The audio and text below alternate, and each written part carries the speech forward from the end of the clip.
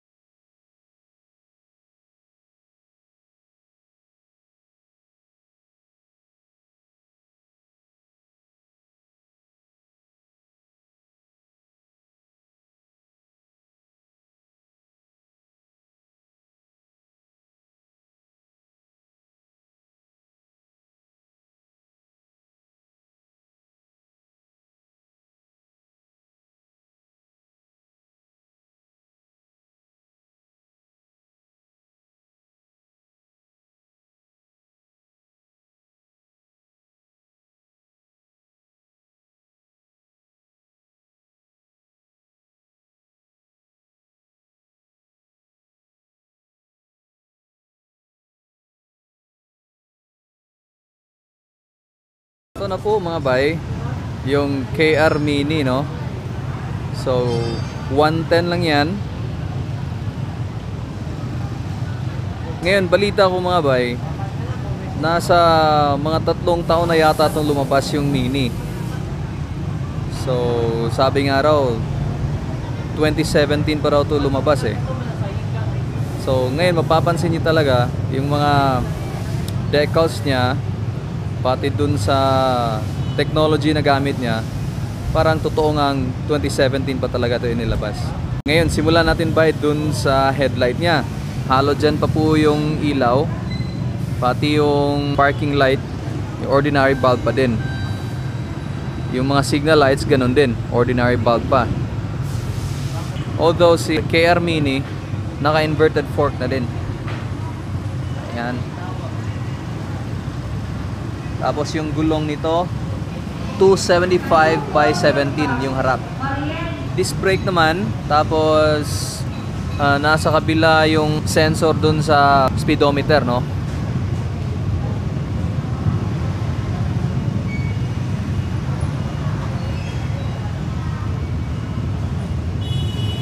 So yan ho yung makina. Eto walang nakalagay na Euro 3. So wala din pong regulator valve. Hindi po talaga Euro 3 si KR Mini. So ordinary carb type engine lang po. Ayan, timing chain naman. Tapos ayan, may kick starter tsaka electric starter available. Titingnan natin yan mamaya. Monoshock makikita din.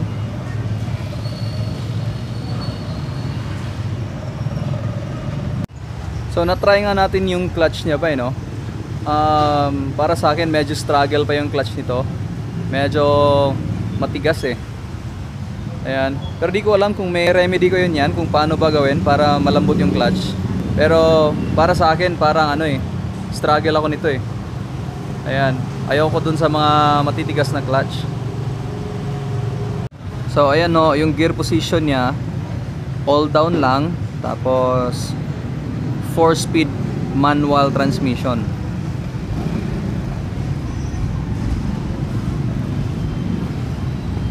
Ayan po, walang reserve. Meron ba?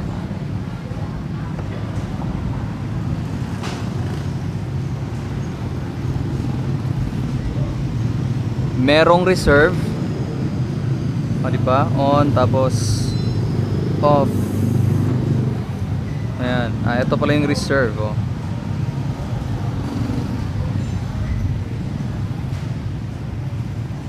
Etong gulong naman sa likod bay is 90 by 100 by 14.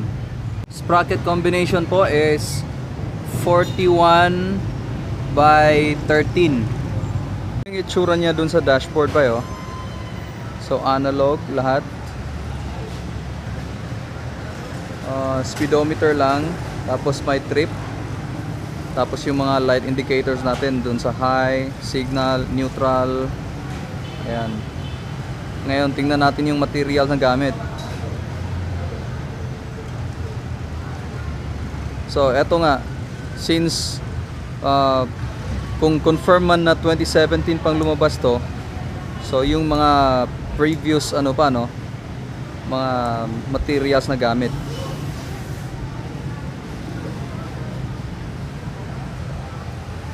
Ito yung horn, no? Yung bilog.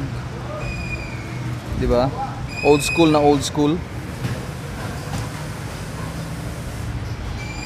Tapos may engine cut.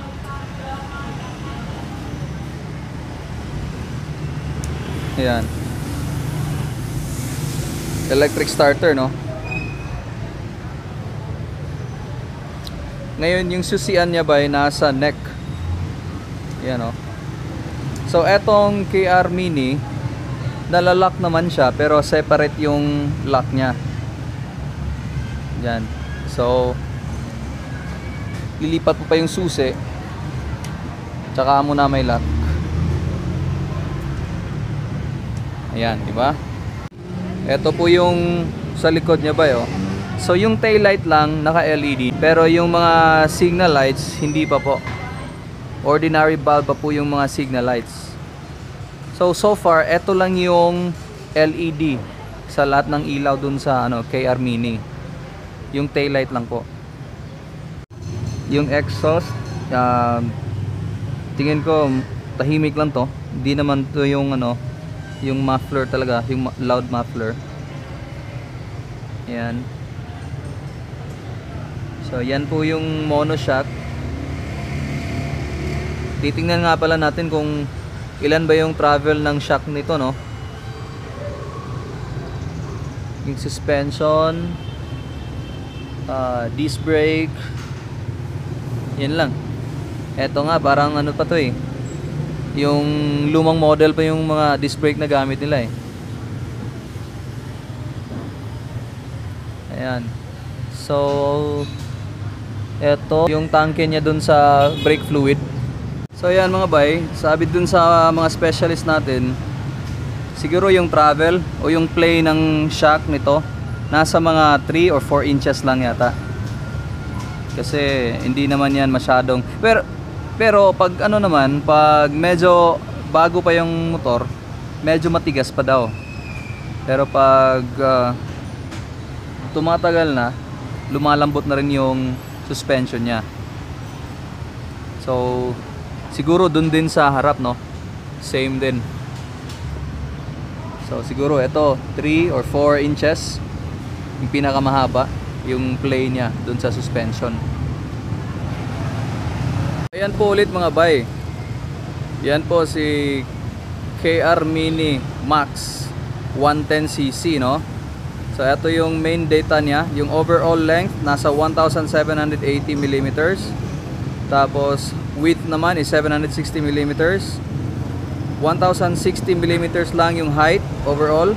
Tapos wheelbase 1200 mm. 75 kilograms lang yan. Tapos 150 kilograms yung maximum load niya. So yung front wheel 275 by 17. Tapos rear wheel is 90-100 by 14. Maximum speed po nito by, sabi dun sa manual, nasa 75 kilometers per hour lang. Pero baka higit pa tayo dyan. Tapos yung braking distance niya nga pala nasa mga 7 meters, no? Saka pa siya mahihinto talaga. So climbability nasa 35 degrees yung kaya niyang akyatin. Tapos gas tank ulit 5.5 liters. Tapos 0.8 liters lang yung oil. Mga bay, yung presyo po ng KR Mini 50,000 po. So pag nag-down kayo ng 5,000, monthly kayo ng 2,115. Ayan, 2,115. So pag nag-rebate kayong 300, nasa 1815 na lang po yan sa 36 months pa rin. So mga bay, maraming salamat po ulit sa patuloy niyong panunood dito sa Bay Moto. Thank you po at nag-stay kayo dyan. Sana po nagustuhan niyo ang video na ito. At saka para dun sa mga subscribers natin, maraming salamat po ulit. At saka sa hindi pa po nakapag-subscribe, mag-subscribe na po kayo para po updated kayo sa mga videos na gagawin natin. So eto po ulit ang isa pang serye natin sa Rusi. Sana may magagawa pa tayong mga video kasunod nito. Ayan po. So eto ulit ang inyong pambansang bay na si Bay G High. Drive safe po sa lahat ng nagmomotor.